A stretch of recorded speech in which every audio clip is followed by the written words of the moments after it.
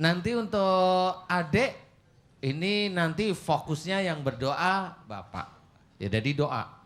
Ya Allah, jika anak saya yang bernama, sebutin namanya, binti siapa, kemudian dia jika retinanya terkena rusak, jika itu disebabkan, nah ini langsung menuju ke kita. Jika itu disebabkan karena kesalahan dan dosa saya, jika saya punya pandangan itu biasanya keras, kaku, saya mohon ampun. Ah, kuncinya di situ. Paham ya?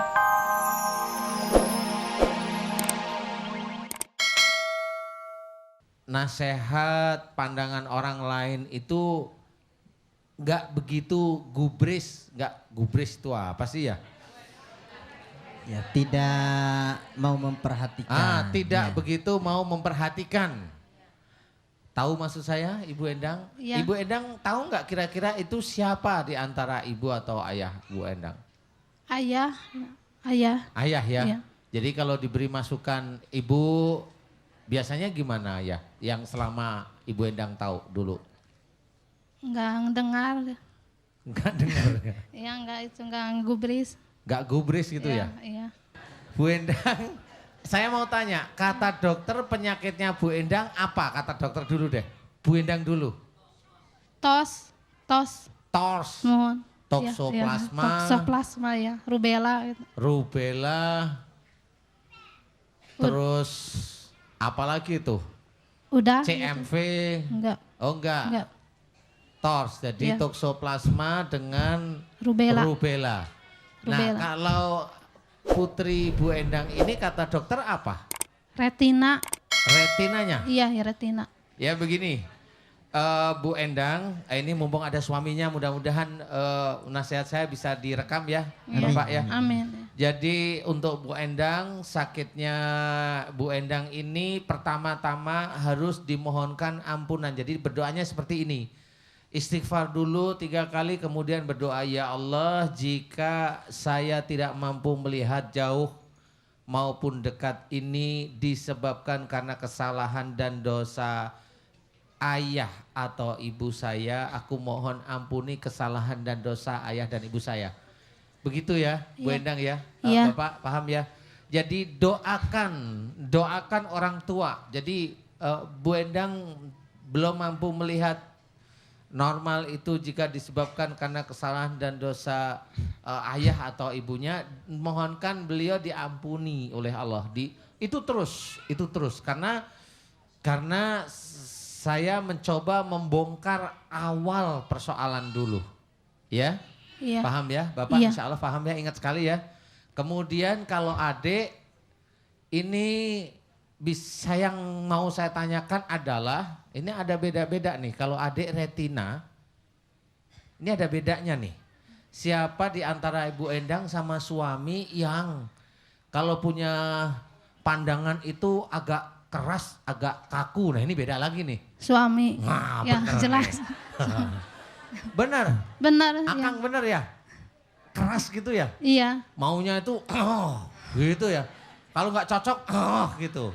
Iya. Walaupun nggak beneran mukul umpamanya. Kalau beneran ya Allah alam, saya nggak tahu juga sih ya. Iya. Bener ya? Nah ini antum yang harus doa. Jadi nanti untuk adik, ini nanti fokusnya yang berdoa Bapak. Ya jadi doa. Ya Allah, jika anak saya yang bernama, sebutin namanya, binti siapa, kemudian dia jika retinanya terkena rusak, jika itu disebabkan, nah ini langsung menuju ke kita.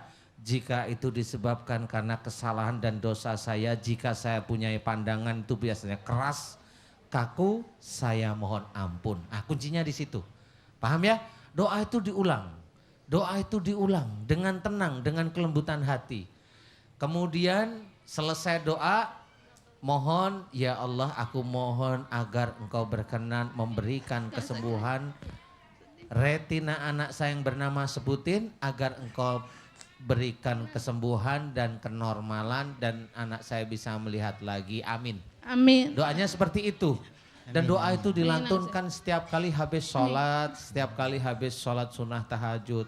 Serius. Dan kemudian Bapak juga harus belajar pandangan yang keras, pandangan yang kaku dari suatu ilmu yang memang harusnya kita sebagai seorang muslim itu lemah lembut, yang keras itu hilangkan. Semata-mata karena Allah. Jadi harus belajar untuk lebih lembut, lebih santai. Mudah-mudahan adik mumpung ini belum akhir balik, Allah ridho sehingga diberi kesembuhan. Amin. Amin. Ya, Amin. kita harus Ya Rabbal belajar. Alamin. Islam penuh dengan kelembutan, tidak dengan kekerasan. Apapun beda pandangan kita, tetap kita harus tersenyum. Amin. Paham ya? Mudah-mudahan bisa menjadi manfaat bagi semuanya. Amin. Amin. Amin. Amin. Ya Rabbal Alamin. Terima kasih Pak Ustadz. Iya. Terima kasih banyak atas solusinya. Assalamualaikum warahmatullahi wabarakatuh. Waalaikumsalam warahmatullahi wabarakatuh. Bismillahirrahmanirrahim. Assalamualaikum warahmatullahi wabarakatuh. Waalaikumsalam warahmatullahi wabarakatuh. Nama saya Haji Muhammadin dari Cianjur. Keluhan istri saya itu gak bisa jalan, gak bisa berdiri. Ya, kenapa Bapak yang tanya? Terus? Ya keluhan. Lah kan saya nggak bisa ngomong-ngomongan nanti. Ya sudah nggak apa-apa. Ya. Kita terima dengan lapang dada. Aduh, yang ingin sembuh siapa? Ya sudah, silakan Pak Haji, silakan. Sakitnya apa tadi? Ya sakit pada perut, kalau itu istilahnya kurang tenaga gitu Pak. Kurang tenaga. Ya kalau jalan gitu sempoyongan. Sempoyangan. Ya. Begini Pak Haji. Ya. Biasanya ini yang sakit istri toh. Ya. Biasanya kalau urusannya perut, ini biasanya insya Allah istri Bapak ini kalau diberi masukan atau nasihat itu agak sulit, agak kaku, bener apa enggak? Ya benar. Wah iya. Yang pertama itu, yang kedua emosinya tinggi. Betul nggak Pak Haji? Betul. Betul ya. Betul. Maksudnya adalah ya sebagai imam harus berani maksudnya. Kalau istri langsung weng weng weng berhenti bicara daripada sakit perut lagi gitu.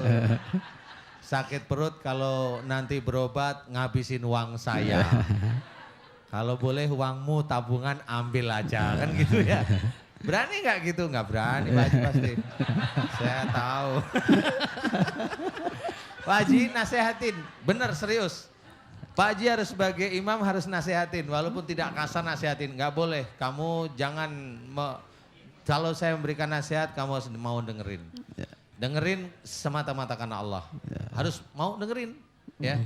Nah itu satu. Yang kedua, yang tadi sering jengkel, sering emosi, susah dinasehatin, susah diatur. Yang kedua, walau alam saya nggak tahu persis. Pernahkah beliau dulu ke orang pintar? Maaf ini. Pernah. Pernah atau agak-agak sering? Ada. Gimana Pak Haji gini sih? Pak Haji, yang kedua ini adalah walau alam saya nggak tahu persis. Tapi kalau memang benar beliau pernah ke orang pintar. Tapi beliau sendiri apa sama Pak Haji? Sendiri. Sendiri?